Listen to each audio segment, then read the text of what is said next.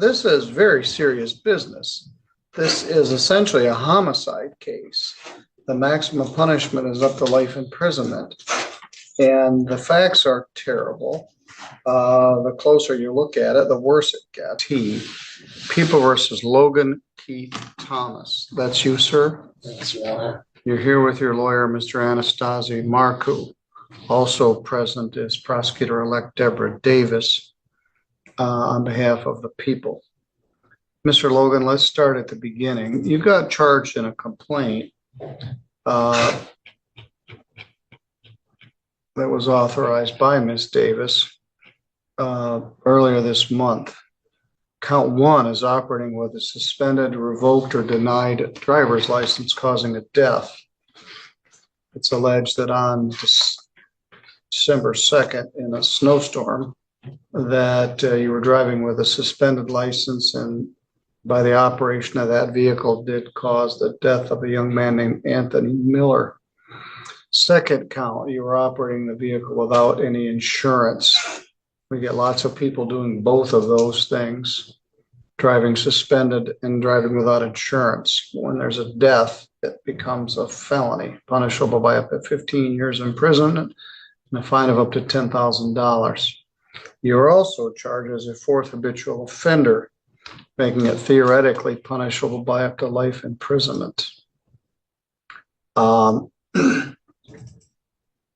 You were arraigned on that charge, and bond was set by me in the amount of, I believe it was $75,000 cash or surety. I think it was 100,000. 100,000. Yes, there it is, 100,000 right in front of me. I ordered that you not use any drugs or alcohol. I ordered that you possess no weapons or firearms, no assaultive behavior, wear a GPS monitor, and no driving.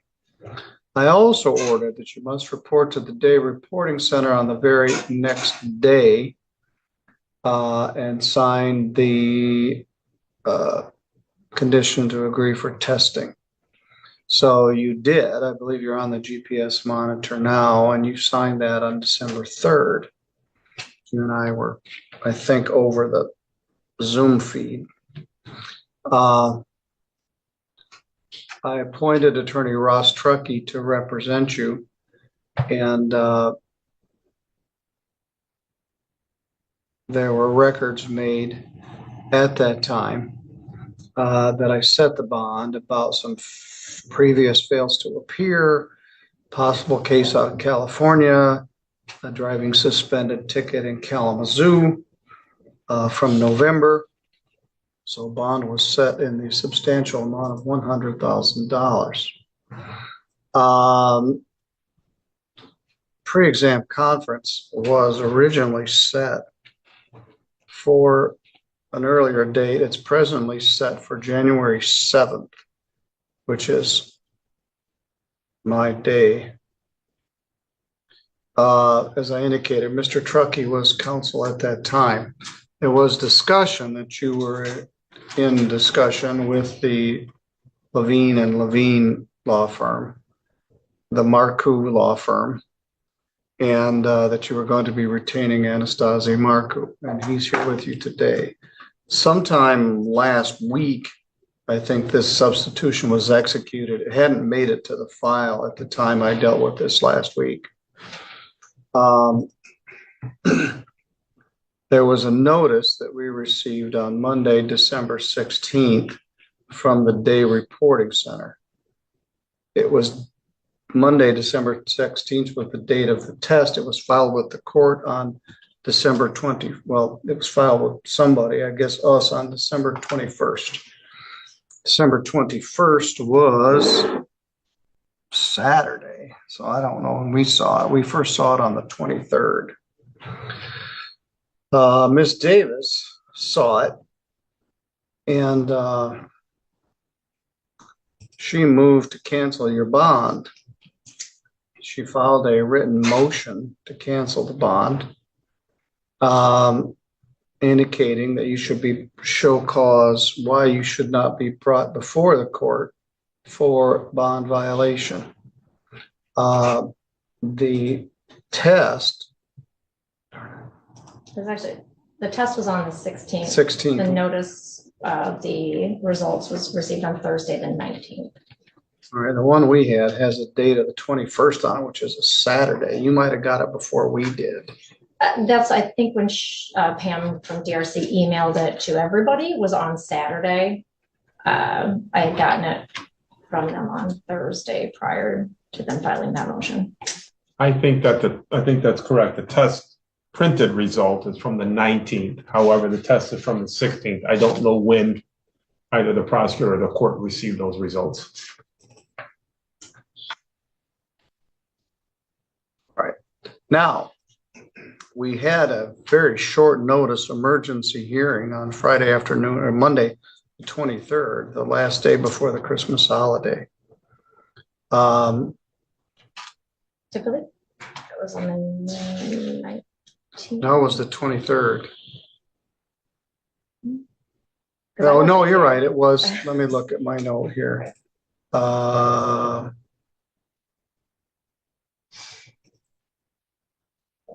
It was on the 20th. Yeah, that Friday. Friday, not the Friday. I wasn't here Monday. It was Friday. It just felt like the last day because it was my last day. So we had an emergency hearing, show cause why bond should not be revoked. Notice was not given. They attempted to, but Mr. Thomas wasn't here. Mr. Marku wasn't here. And Mr. Truckee wasn't here, and neither was a public defender. I learned that a substitution was forthcoming, and Ms. Davis cited the court rule that allows the court to do a bond violation. I was not clear and still wasn't clear what my authority was to immediately revoke bond without any sort of hearing or due process. So I set the matter for hearing this morning. Ms. Davis represented at that earlier hearing that the laboratory reports have come back regarding the defendant's drug and alcohol tests at the time of the accident, and that they intended to be amending the charges. The petition to revoke the bond and the motion to cancel bond states that on 12/19, the prosecutor received the MSP lab report. Now, that would be for the actual driving, indicating the defendant at the time of the accident was positive for methamphetamine, fentanyl, and morphine, as well as amphetamines. They also allege that you have 3 previous operating while intoxicated convictions, and that on the 19th, the results were received back from the Day Reporting Center that you tested positive for methamphetamine and amphetamines on December 19th. Ms. Davis obviously was not very happy about that. Frankly, neither was I. And she asked me to revoke your bond. And is that still your request here, Ms. Davis? Yes, Your Honor. Just to kind of clarify, bring the court up to speed too. We haven't amended yet because we're waiting for the computer crimes unit from MSP to give us the report on the telephone usage, which could end up resulting in an additional charge of reckless driving causing death. So at least the amendment now that we know will be happening is OWI causing death, which is a 15-year as a habitual fourth, and OWI third, which would be a lesser included, depending on how that comes out, which is a 5-year, but also a habitual fourth. With the bond conditions that have been in place, it's my understanding from Attorney Marku that defendant has not been tested since the 16th. And so I guess part of our discussion prior to the hearing was, I'd like to have him test right now. And if it's a positive, then I would still be asking for his bond to be canceled. And if he passes it, I would leave it to the court's discretion as far as a punishment or some sort of repercussions for the use of illegal substances while on bond. Obviously not immune to the idea that, with a recovery and relapse do happen, but this is a very serious situation. And Your Honor was obviously less concerned about the use because he wasn't driving, but we can't guarantee that he's not driving. We do have the GPS tether on him, which has been effective, and so we can kind of keep an eye on where he's going, but we really would like to get a handle on the substance issue. I also, in the emails with Pam from DRC, trying to get a handle on how they're doing the testing and what they're testing for, they are not testing for all of the substances that he was positive for at the time of the crash. So the test that they're using will not detect, I believe, fentanyl and maybe morphine. So they can do a 14-panel instant test. They typically only do the 5-panel, and then the alcohol test. I would ask that the court amend the bond conditions if he is going to remain out on bond, that he be required to do the 14-panel instant test and the alcohol test, and that it be on a regular instead of the random call-in, basically no less than 3 times a week, because these types of substances will typically remain in a system for up to 72 hours. If we do the 3 times a week testing, we should be able to monitor it pretty safely. So with that, I leave it to the court's discretion. Thank you. All right, before you speak, Mr. Marker, let me say one more thing. One of the concerns I had is that you were in custody from December 2nd. You posted bond on December 13th. So you were in custody for 11 days. The test that was positive was on December 16th. So it would be 5 days after you got out of jail, you tested positive for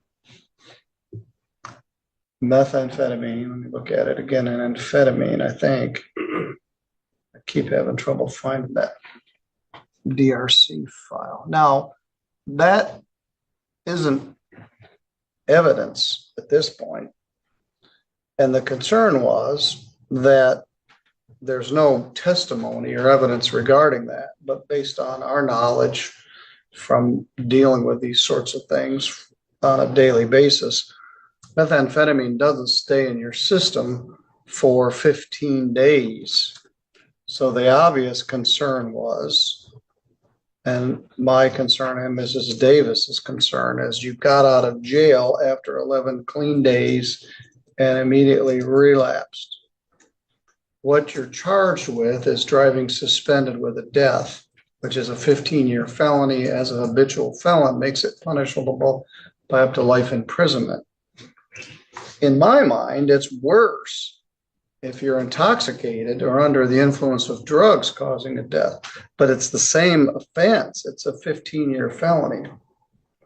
The time I set your bond, I didn't know whether you had alcohol or methamphetamine or, heaven forbid, fentanyl in your system. So the concern is that between the time you got out and the time you tested 5 days later, you'd started using again. And that is our concern. Mr. Marcoux? Your Honor, I would ask the court to consider following the, for want of a better phrase, game plan that Ms. Davis outlined for the court. He's ready, willing, and able to test right now. I am optimistic he'll test negative for all controlled substances. If he does not, then I understand the court's decision to revoke and Ms. Davis's request to revoke. He has been attending AA, NA. I have proof of that. He has been calling the day reporting center every day since then to be able to test, but for whatever reason, because it's random, his name has not come up. I've also confirmed that in fact, he has not been driving to work. He's been getting rides from co-workers and otherwise. So I would ask the court to consider that particular plan. And obviously, what I told him this morning was if the court were to give him any consideration and not revoke bond, that he would have to test more frequently. The test would be broader spectrum than it currently is. And that if he doesn't test positive or is found driving, that at that point, the expectation would be that his bond would be revoked no matter what. There wouldn't be much argument on either way. So that is my proposal at this point. He understands that there has to be a short sanction.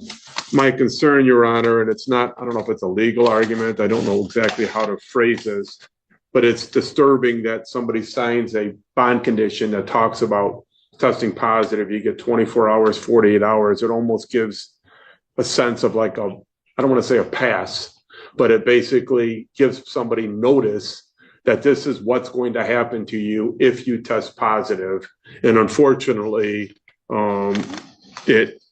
it can possibly create a risk that somebody thinks that's all that's going to happen to them. Well, that's an old form. Yeah, and I think we need a new form on this case. And it doesn't have any due process, if there's a problem with the test. Well, first of all, let's see whether we've got somebody to do an instant test. All right, we've got somebody that can do an instant test on Thomas Logan. That's fine. It's casual post-Christmas, but so are Dan or Matt there? How are you going to do it? It's for fentanyl and methamphetamine. All right, well, let's try that. All right, thank you. All right, bye. All right. Your Honor, just to clarify, what is the level of testing that we have here? Is it just all we have right now are the instant tests. If you want him to go to the day reporting center and come back, we're going to sit here for an hour. No, and I guess what my thought is we do whatever instant test we have here, assuming that is negative for substances. I would still ask that he go and test at DRC with a 14 panel today so that we can get him on a more regular schedule. All right. Thank you. Mr. Logan, this is very serious business. This is essentially a homicide case. The maximum punishment is up to life imprisonment. And the facts are terrible. The closer you look at it, the worse it gets. There's a lot of public interest. There are a lot of families that have interest in this. Everybody at the school, everybody in that neighborhood. And so the feeling is if you're going to be out on a substantial bond and just using meth, we might as well just cancel your bond and let you sit. When bond is canceled, in theory, the prosecutor has to bring the case to trial within 90 days or a bond needs to be set. General rule in a felony case is if the defendant's unable to post bond after 180 days, they're entitled to have a bond set. If bond is denied, you're entitled to either have a bond set or have the matter tried within 90 days. When I was prosecutor, I used to welcome it. I said, yeah, we'll try this in 90 days. But it's not always possible in this kind of case. They're awaiting laboratory reports regarding substance abuse. They're awaiting probably autopsy reports, accident reconstruction reports. These kinds of cases can take time. And because of the seriousness of it, the prosecutor charged this most apparent offense, driving with a suspended license, immediately, thinking they'd wait until the other stuff comes back. So I'm going to send you out with Ms. Kiefer from the probation department. We'll do an instant test. Your test for methamphetamine is going to be negative. Is that correct? Yes, sir. When did you learn that your test was positive? Thursday, I believe, last week. Right now, I'll just leave it at that. The last thing you need in your life right now is methamphetamine, closely followed by fentanyl. That's a fairly recent phenomenon where they're combining a powerful stimulant like methamphetamine and a very powerful depressant like fentanyl. That's why we have so many people dying. All right, I'll suspend the record here for a moment. You go. All right, we are back on the record. Ms. Kiefer, thank you for your help. How do we do with the instant test? He was negative. All right, very good. That test for alcohol and or It does methamphetamine? not test for alcohol. It does not test for fentanyl, but it does test for everything else. Test for morphine? No. Well, it will test for benzodiazepines. It'll test for cocaine, methamphetamine, marijuana, amphetamines. It is a 10 panel, but it is not the extensive because fentanyl is a bigger test. All right, thank you. Seven. All right. So that's positive news. All right, Ms. Davis, in light of that new information, what's your position? Your Honor, as I had stated to the court before, if he tested negative on the instant test, I would still like him to complete a 14 panel at DRC today. And I still believe that there should be some sort of a sanction for what has occurred. This is not just a minor bond violation. This is use of a controlled substance, which is a felony, a 10-year felony for possession of methamphetamine. So with that, I would ask the court to impose some sort of a sanction against him for this positive test, which was lab confirmed. It does seem that from DRC's information to me, they did not tell him on Monday the 16th that his test was a presumptive positive, that they instead just simply sent it to the lab and then intended to discuss it with him sometime this week when he came in to test again. That's something that I'm going to address with DRC so that we can maybe have a better process on this. Well, yeah, they don't always know, and sometimes, very often, they wait for lab confirmation, which certainly delays things.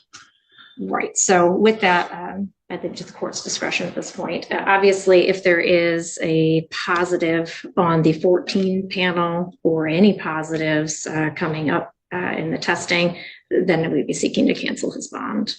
Thank you. All right, well, okay, I don't have a problem with that. The problem is they're very expensive.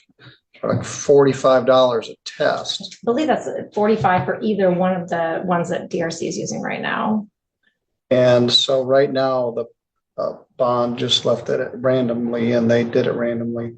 3 times a week would be about $150 a week for the next many weeks pending circuit court.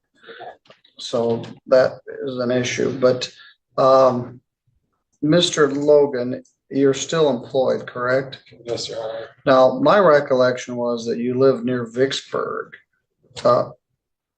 Where do you live? Well, that house was broken into by people while I was in jail and demolished. So right now I'm residing between my grandfather's old house that passed and my buddy Tom's because my ride. Which is where? Galesburg and Climax. All right, so so it's a long way from Galesburg to Sturgis. Yeah, I mean, I used to drive it all the time. Now I Well, just have to get a ride. We haven't had a valid license in years. I You've been understand. revoked for 5 years, but to get a ride, it's 50 miles from Galesburg to Sturgis. But I have not received any information that you've been driving, and I think if you pulled up at your shop driving, the guys at the shop would rat you out. Yeah, I would never. So I don't have any information that you've been driving, but just the logistics of getting from where you live to where you work and testing in the meantime is daunting. So there's a significant difference between canceling your bond and ordering a sanction for a positive test. We order people not use drugs or alcohol every day, knowing that they're going to have a difficult time complying with those terms. People that are addicted to methamphetamine don't just stop using methamphetamine because the judge tells them not to. When I have a person that's on bond on a methamphetamine case, and there are a condition that says you don't use bond until I see you next time, it's like saying, hold your breath till I see you next Wednesday and don't breathe again until then. You have a very strong, powerful addiction. And I didn't know that there was a methamphetamine and or fentanyl component to this until I got Ms. Davis's motion. The charge was driving suspended with a death. There may have been some suspicions, and they called our office that morning for search warrants. And so my staff was dealing with it. And now I find that after doing 11 days in jail, within a few days upon your release, you tested positive. And that was on the 16th. Now it's 10 days later and you're negative. So we've got a baseline that you're negative. And I'm assuming you're going to be negative for fentanyl and any other substances as well. This bond condition says no drugs. Drugs like alcohol are legal. Drugs like marijuana are legal. It's legal in Michigan for people to use marijuana if they're an adult for recreational purposes. Not while you're on bond. You can't use marijuana. You can't drink alcohol. You can't take any controlled substance unless it's prescribed by a doctor. You are presumed to be innocent until the state is able to prove otherwise, but you've been charged with a very serious crime. You're also presumed to be entitled to a bond. Under very limited circumstances, the judge have authority to do no bond. But there is an allegation that you violated the condition of your bond by using methamphetamine after you're released from custody. Mr. Marcoux, is your client prepared to speak to that? Your Honor, I think because of the nature of the underlying criminal cases and the nature of the allegations and the similarity between the two, I think Mr. Thomas would be more than willing to do a no contest plea to the bond violation. I just don't want him saying anything else otherwise because of the similarity and the substances that are alleged. And if the court is willing to accept that, then we can move forward with the bond violation issue. All right. Mr. Thomas, there's an allegation that you violated your bond by using a controlled substance, specifically methamphetamine. You have a right to have a hearing on that where the prosecution must establish, at least beyond a preponderance, that you use a controlled substance in violation of the court order. You could plead guilty to that, or you could also plead no contest. By pleading no contest, you don't admit what happened. You also don't deny what happened. And I would use the laboratory report from the Day Reporting Center as evidence that you were positive for methamphetamine. Are you willing to plead no contest to that charge? Yes, Your Honor. All right. I'll accept that and use the lab report for the factual basis. What's your work status right now? Are you shut down between Christmas and? No, I worked yesterday. I worked 7 days a week. I work New Year's. You work Christmas Day? Yeah, it's livestock, so they don't know it's a holiday. A good point. I didn't realize that was what do you do? I'm a manager for a pig farm. How many different pig farms do you manage? Well, we got to do a test because someone messed up at one of the ones while I was gone and broke biosecurity, but 2. Where are those farms? One of them's on Nottaway Road and one of them's on Featherstone. For some reason, I thought it was a manufacturing plant. Yeah, cows and pigs don't take Christmas off. The dairy farmers are 24/7, 365. Let's talk for a minute about what our plan is for January 7th. That would be the pre-exam conference. And I presume by that time, the amended complaint will be filed. Yes, at least as to the OWI portion, it just depends on what comes back from CCU and the accident reconstruction report, if there is going to be a reckless causing death, but Well, that could take it could weeks take, and weeks and yes. weeks. So I've at least discussed that with Attorney Marcoux, so he's aware.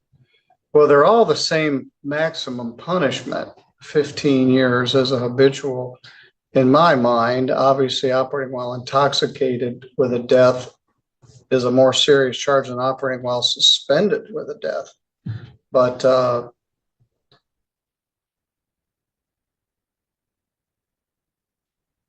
and then reckless, in order to prove that you're operating while intoxicated, they'd have to prove that you were intoxicated or at least impaired by the controlled substance.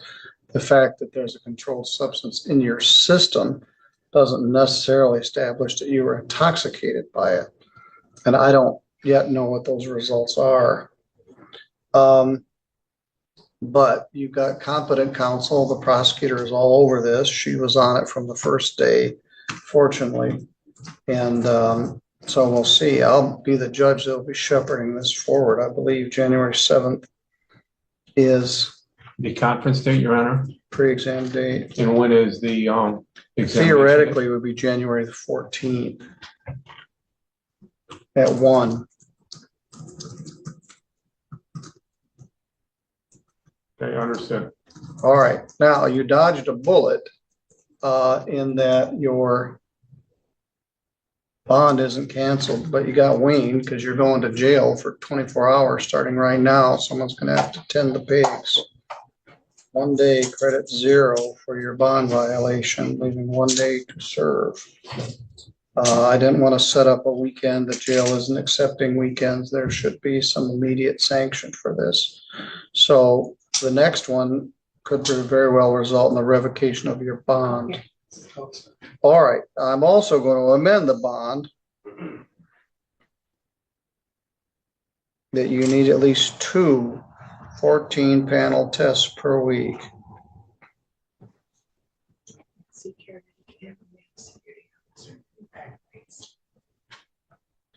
And I will see everybody on January the 7th. Thank you, Laura. Your Honor, I am triple booked on the 7th. I believe that Ms. Davis and I can conduct a conference by phone or otherwise. In the meantime, I'm expecting that. I'll be fine. You both have got to your defense, you just got in it.